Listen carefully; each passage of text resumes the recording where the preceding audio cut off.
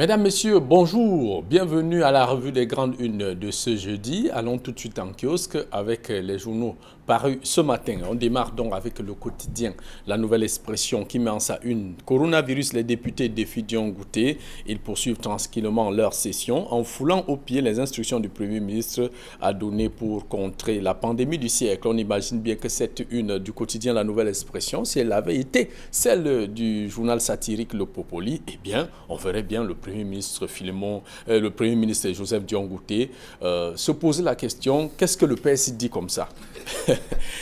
Et toujours sur le coronavirus, le dur combat de Dion Ngouté au premier jour d'application des 13 mesures du Premier ministre, de nombreuses failles apparaissent, écrit le quotidien La Nouvelle Expression, de même qu'à Bafoussam, un cas suspect fait paniquer. Des symptômes présentés par un prêtre ont conduit à sa mise en quarantaine il y a quelques jours, en attendant les résultats des examens envoyés à l'Institut Pasteur de Yaoundé. Douala, plus de 250 personnes en quarantaine arrivées via les vols Air France et SN Bruxelles. Ils ont été évacués, placés en observation dans les hôtels de la capitale économique, ce qui ne se passe pas toujours bien, avec certains qui se plaignent d'avoir été mal logés. Eh bien, le gouverneur de la région du littoral qui a fait une sortie pour préciser que ces vidéos se trouvaient déjà sur le net bien avant l'atterrissage des deux avions sur le sol de Douala. À l'ouest, même qu'à l'ouest, des chefs suspendent les funérailles. Toutes les cérémonies traditionnelles sont désormais proscrites à Bamenjou, Bamongou et Bameka, à l'exception des deuils soumis à quelques préalables. Ces mesures rentrent évidemment dans celle du Premier ministre et devant éviter tout regroupement de plus de 50 personnes. Voilà pour ce qui est de cette une du quotidien. La nouvelle expression, de même que la quatrième de couverture de quotidien, la nouvelle expression est consacrée au coronavirus, avec le Cuba en guerre contre le coronavirus, bien qu'ayant 4 cas confirmés de patients atteints du Covid-19, le Cuba va accueillir un paquebot de croisière avec 5 passagers positifs au coronavirus et à bord une quarantaine de personnes à l'isolement. De même que en Afrique, c'est le président rwandais Paul Kagame qui se mobilise contre le virus. Le président rwandais Paul Kagame s'est lavé les mains dans le cadre de l'opération Safe Hands lancée par l'Organisation mondiale de la santé. Il invite ses homologues africains à suivre son exemple en se protégeant en respectant ses recommandations. Voilà pour ce qui est donc du quotidien. La nouvelle expression, le quotidien Le Messager met en sa une. Coronavirus, l'Ouest dans la psychose. Des personnes ayant été en contact avec un patient en quarantaine à l'hôpital régional de Bafoussam sont recherchées par les autorités médicales. Recherchées donc mort au vif, c'est le principal titre. De même que sur la une du quotidien Le Messager, Niat et Kava Yege Djibril, des grabataires au perchoir, affaiblis par le poids de l'âge et la maladie, les deux hommes s'accrochent au pouvoir, à savoir Massenia Difedi au Sénat, la Chambre du Cameroun, du Parlement, et Kava Yege Djibril à l'Assemblée nationale. À la une du quotidien, le Mutation parle de coronavirus au Cameroun, premier jour d'un confiné, une sorte de comparaison avec premier jour d'un condamné. Comment le pays s'adapte aux mesures prescrites par le gouvernement de la République. Reportage et enquête, c'est à lire dans le quotidien Mutation, avec évidemment qui fait une fenêtre sur la riposte au coronavirus, les ajustements du Premier ministre. Yaoundé et Douala, la mise en quarantaine telle qu'elle va. En tout cas, c'est tout un dossier qu'a développé le quotidien Mutation. Le quotidien Le Jour parle de coronavirus. Un médecin camerounais en Italie témoigne. Les 7 erreurs à ne pas commettre au Cameroun. De même que le journal consacre son bas de page sur les pays voisins, Nigeria, Tchad, Gabon, Congo, Guinée équatoriale. Ce que font nos voisins, titre le journal. Économie, la note sera salée. Enquête sur les implications des mesures qu'impose la pandémie du coronavirus dans les secteurs économiques. Voilà pour ce qui est donc du quotidien Le Jour. De même, à la une du journal Émergence, coronavirus, les couacs dans l'application des mesures de Dion Ngouté. La mise en quarantaine des personnes venant de l'étranger dans les hôtels réquisitionnés ne se passe pas forcément comme prévu. Les taxis et les véhicules de transport interurbains continuent à appliquer les surcharges au mépris des dispositions prise par le Premier ministre chef du gouvernement.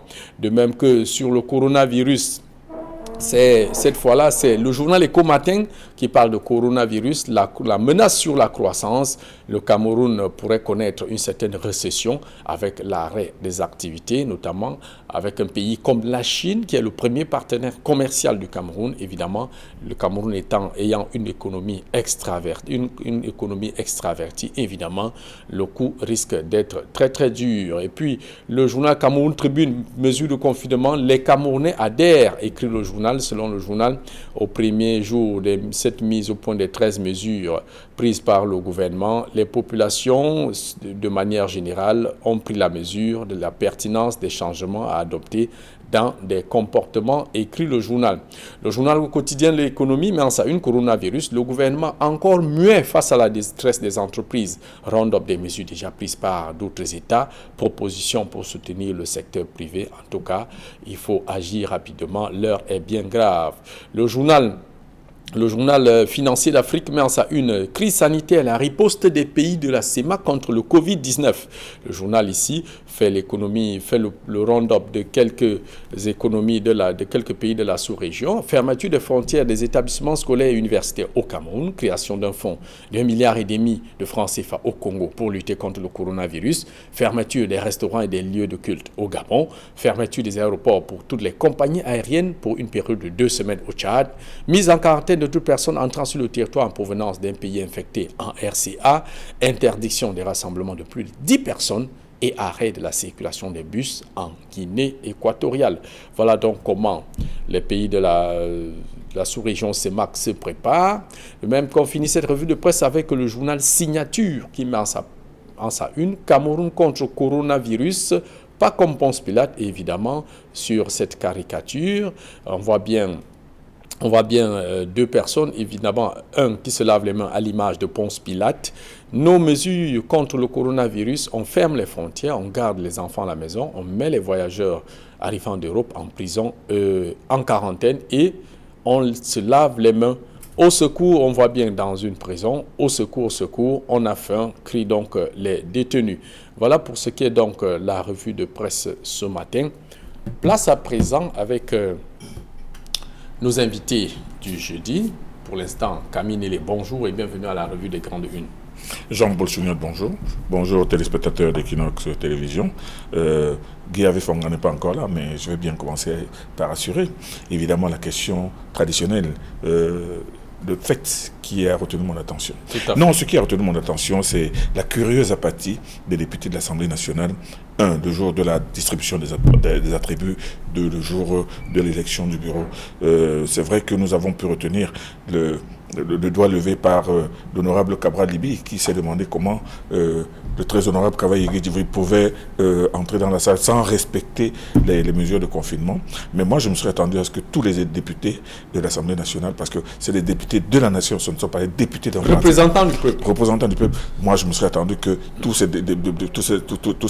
quitter l'hémicycle? Non, pas quitter. Mettre un masque pour démontrer à M. Cavaille que nous ne sommes pas sûrs que vous n'êtes pas infecté. Mais personne n'a osé mettre de masque et c'est ça qui inquiète un peu parce que, sincèrement, on se demande si ces députés, qu'est-ce que ces députés peuvent changer s'ils ne sont même pas capables de préserver leur propre santé et de tenir compte de prescriptions qui sont vitales pour tout le pays aujourd'hui. Alors, il y a un président de l'Assemblée nationale qui arrive, qui n'a pas respecté la règle élémentaire de confinement. Il arrive samedi, lundi, il a l'Assemblée nationale. Il a l'Assemblée nationale. En toute assurance. En toute assurance, en toute arrogance même. Bien qu'il avait la difficulté à mettre un pied devant l'autre. Et il est là, il est accueilli, il continue, il est assis. Les députés viennent le saluer, serrer la main. Alors qu'il aurait dû d'abord commencer par subir le test et rassurer l'Assemblée nationale qu'effectivement, il n'est pas porteur du virus. Ça, c'est une attitude curieuse tout de même. Un manque de communication. En tout cas, Camille Nélé, en attendant que Guy Avefonga nous rejoigne, restons sur le coronavirus avec les députés qui défient Joseph Dion-Gouté. Camille Nélé, est-ce que finalement, on n'est pas dans une... On se rappelle qu'il y a, quand les premiers cas ont été déclarés, on a dit qu'il y a 171 personnes qui ont été en contact avec tel. Il fallait les rechercher. Est-ce qu'avec ce qui s'est passé à l'Assemblée nationale, on n'est pas exactement dans le même cas de figure de rechercher l'homme qui a vu la bête? Effectivement. Et j'ai beaucoup apprécié le titre de la nouvelle expression. Les députés défient Dion Kouté. Dion Kouté qui a dit qu'effectivement, il ne doit plus y avoir un rassemblement de plus de 50 personnes. L'Assemblée nationale, c'est 165 députés. Alors, avec le personnel qui travaille, c'est plus de 165. Alors là, il va falloir revoir énormément ce dispositif. Et maintenant, on doit réfléchir sur la suite des sessions de l'Assemblée nationale et même du Sénat qui vont certainement commencer demain vendredi et pour se poursuivre la semaine prochaine. Plus de 150, plus de 160 personnes dans un hémicycle, ça va déjà carrément contre la prescription de sécurité du Premier ministre. Donc, défier, moi je ne sais pas s'ils ont défié, je ne sais pas s'ils l'ont défié de leur propre gré, je ne sais pas s'ils l'ont défié parce qu'ils ne savent pas le danger qu'eux-mêmes courent, mais toujours est-il qu'ils se sont mis face à cette prescription du Premier ministre qui demande, effectivement, qui ordonne qu'il n'y ait pas plus de 50 personnes qui se retrouvent au même endroit. Camille Nélé, est-ce que finalement, peut-être que nous l'ignorons, immunité parlementaire ne rime pas avec immunité sanitaire? Absolument, ça ne rime pas du tout. Et de toutes les manières, on va bien, parce que le temps n'est toujours pas passé. Parce que M. Kavaye, qui continue toujours à parader à l'Assemblée nationale, devrait suivre la mesure de confinement. Il devrait, comme tous les autres, comme tous ceux qui arrivent d'Europe et qui arrivent d'un pays infecté, parce que la France est largement infectée. En France, avec 175 morts déjà enregistrés, alors, la France qui est presque voisine, à l'Italie, où on a enregistré plus de 300 morts. En un jour, ces derniers temps. Il aurait dû, mais il ne l'a pas fait. Et c'est à ce niveau qu'on se demande, est-ce que ces mesures de confinement sont sélectives ou bien c'est seulement réservé aux uns et aux autres. Et maintenant, si on va un peu plus loin, on va se rendre compte que cette logique aura du mal à tenir. Parce que pendant qu'on demande qu'on évite des attroupements de plus de 50 personnes, tous les marchés de Douala et les pays sont bondés. Et dans les marchés, est-ce que c'est possible de l'appliquer au marché? C'est pour ça que je pose la question, est-ce que c'est possible de l'appliquer au marché? Est-ce que c'est possible de l'appliquer pendant les obsèques? Est-ce que les veillées nocturnes, les mariages? C'est-à-dire qu'il est vrai qu'il y a des ajustements qui sont en train d'être faits, parce que je vois par exemple que dans la région de l'Ouest, les chefs de certaines chefferies ont suspendu les funérailles et tout le reste. Qui drainent souvent beaucoup de monde. Mais seulement, il faudrait savoir que même dans les villes, la question commence à être posée. Parce que moi, hier soir, par exemple, j'étais dans les tractations des obsèques de la fille d'un cousin de la famille Makaki Adaïdo, où il était question de l'enterrer cette semaine, mais on se demandait qu'avec ces dispositions du Premier ministre, qu'est-ce qui va se passer? Comment la veillée peut-elle se faire lentement, peut-il être réglé? Donc la question se pose, les gens se demandent, bon, est-ce qu'il faut donc renvoyer tous les deuils, avec tout ce que ça comporte comme frais aussi, hein? Non, bien évidemment, parce que le corps qui est à la mort pendant 1 mois, 2 mois, il attend, en attendant que la levée, du moins les mesures du Premier ministre soient peut-être levées, vous imaginez bien ce que ça va doter. Camille Nélé, si les marchés continuent de traîner du beau monde, l'Assemblée nationale est ouverte, les députés y vont et reviennent. Est-ce que finalement ça a servi, à quoi aurait servi de fermer les écoles, les établissements universitaires? La question peut être posée. La question est légitime, mais déjà le Cameroun ne peut pas se mettre en marge du monde entier, où partout on ferme les écoles, on ferme les universités, on ferme les maternelles, on ralentit. Est-ce qu'avec cet exemple de l'Assemblée nationale, le Cameroun n'est pas en train de montrer qu'on peut évoluer en marge, puisque demain vous avez indiqué que le Parlement va se réunir? Il va se réunir, le Sénat. C'est la question que je me pose. Moi, j'ai l'impression que le Premier ministre, qui a donné d'abord les fameuses prescriptions, serait obligé d'ajouter d'autres prescriptions. Parce que pour que cette mesure soit pertinente et qu'elle aille jusqu'au bout, de sa logique, moi, je pense qu'il y a encore des aménagements à faire. Et maintenant, si on demande qu'il ne faut pas qu'il y ait plus de 50 personnes au marché de New Delhi, au marché central, je ne sais pas comment ça va se faire. C'est la question qu'il faut se poser.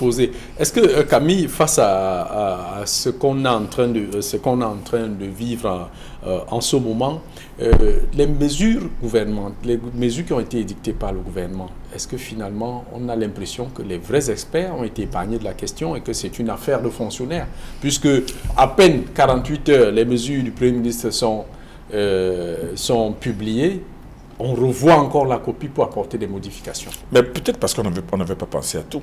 Il fallait d'abord prendre ce qu'on appelle des mesures conservatoires, les premières mesures conservatoires. Mais ces mesures conservatoires elles-mêmes, elles sont en but à à la résistance de ceux-mêmes qui sont susceptibles d'amener le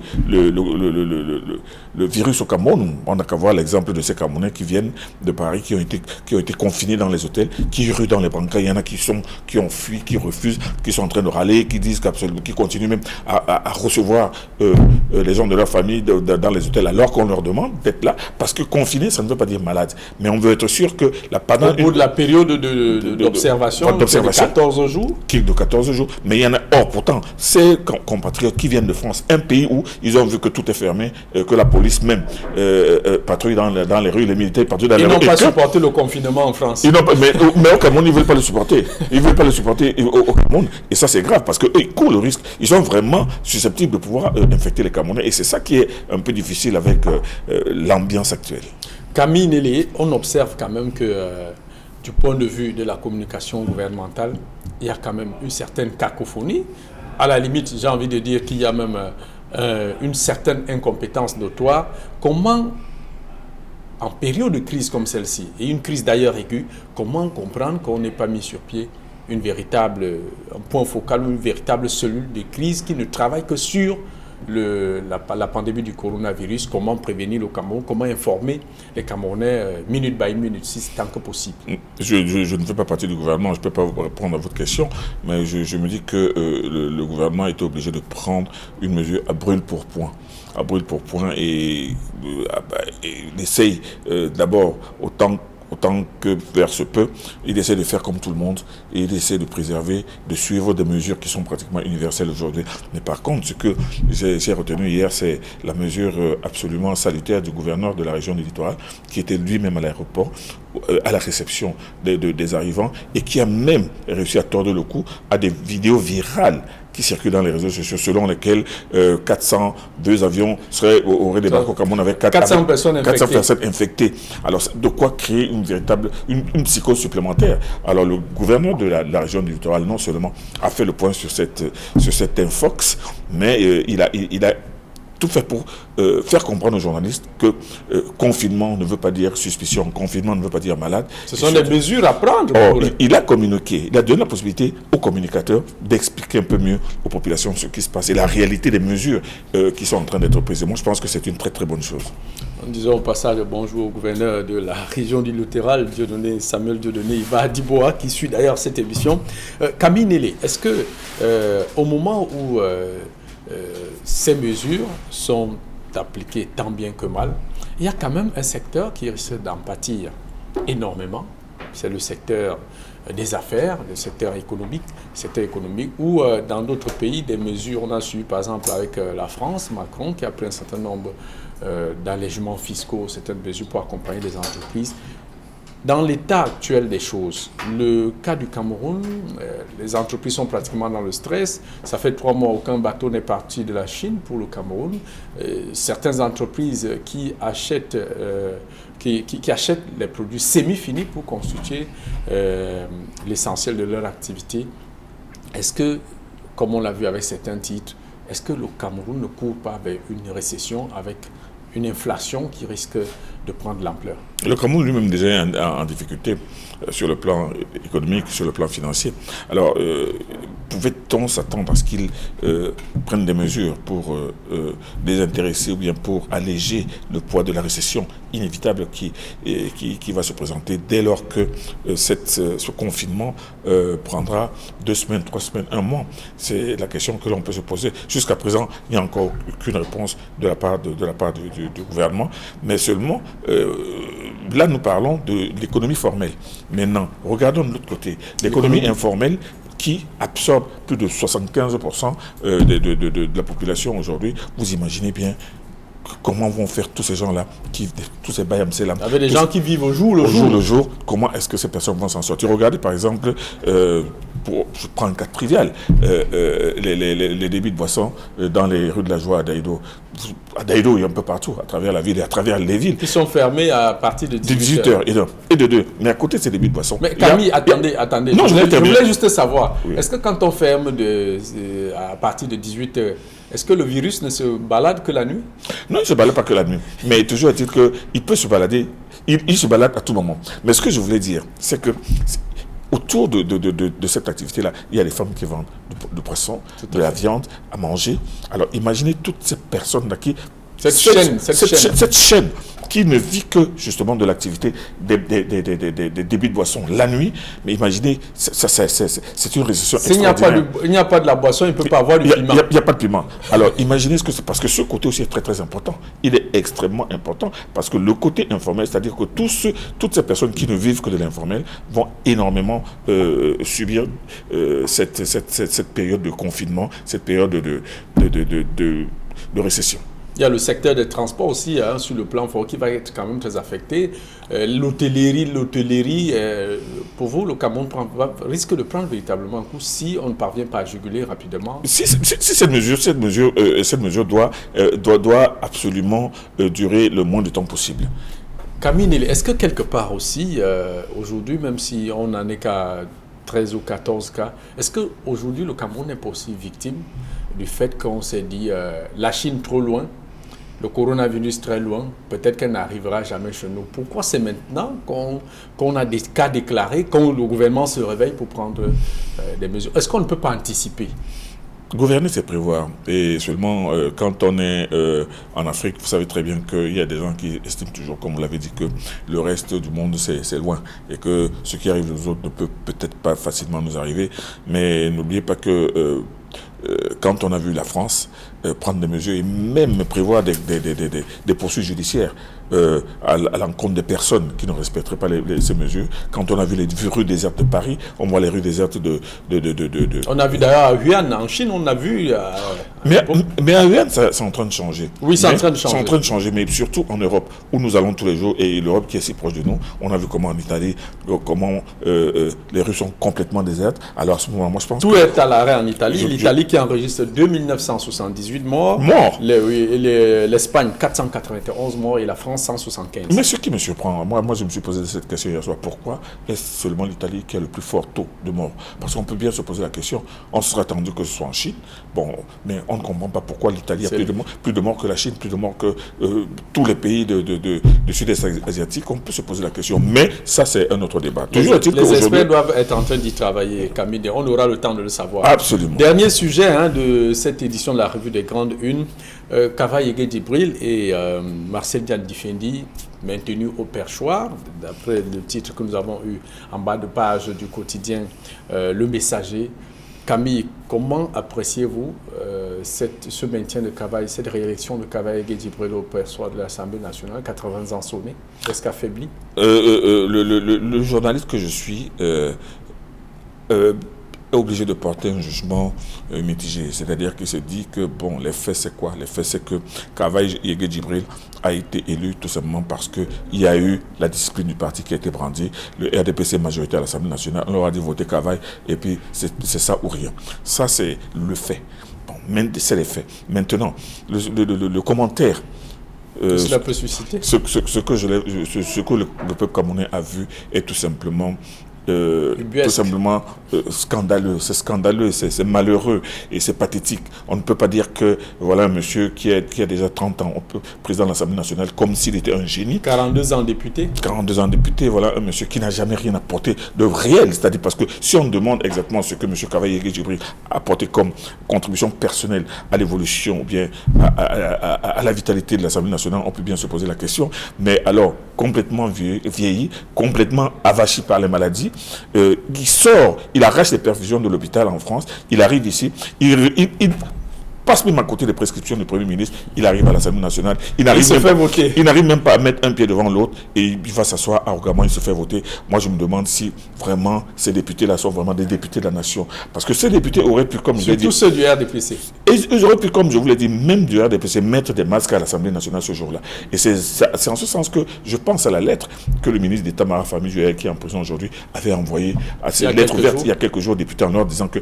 vous êtes des députés de la nation, faites tout pour que ça avance. Faites-vous pour que vous puissiez construire une république sincère. Alors quand vous êtes comme ça, vous êtes incapable de dire que maintenant ce monsieur-là, attendez, le ministre Famendongo avait répondu qu'il propose plutôt, le président Biya propose une république exemplaire. On voit bien la république exemplaire. Ouais, la république exemplaire, c'est de voter quelqu'un qui a 80 ans. Maintenant, vous parlez de Kavaye Djibril. Dans 2 ou 3 jours, ça va être le cas de Niadi Difendji. Qu'on n'a pas vu au Sénat depuis longtemps. Il est même encore certainement en France selon certaines langues, mais lui aussi a 85 ans, qui court le risque. Il peut arriver aujourd'hui. Il peut arriver aujourd'hui, qui a toutes les chances d'être réélu. Et être réélu, cela veut dire pour tous ceux qui accordaient encore une présomption de bonne foi au RDPC, c'est que ce parti n'a aucune envie d'avancer. Aucune, parce que même au Sénat, pas laisser la place aux jeunes. Même au Sénat, où l'on voit déjà, on ressent déjà la future élection de Niat. On sait très bien que ce sont les mêmes qui vont revenir. C'est sur le même système. Et le système qui est au Sénat, je vous jure que même les sénateurs, même du RDPC ne sont pas contents. Parce qu'eux-mêmes, ils se plaignent non seulement de l'inertie et même du manque... Mais ils ne veulent pas agir. Du manque de consistance de M. Niat, mais seulement ils ont même quelqu'un qu'on appelle le secrétaire général du Sénat, qu'on appelle le tout-puissant Mazembe. C'est lui qui fait marcher les sénateurs à son rythme. Alors vous voyez, nous nous retrouvons avec 2 institutions de première ordre. C'est bien lui, le secrétaire général. Michel. On l'appelle tout puissant Mazembe. C'est-à-dire qu'il paye il demande, c'est lui qui paye les sénateurs quand il veut.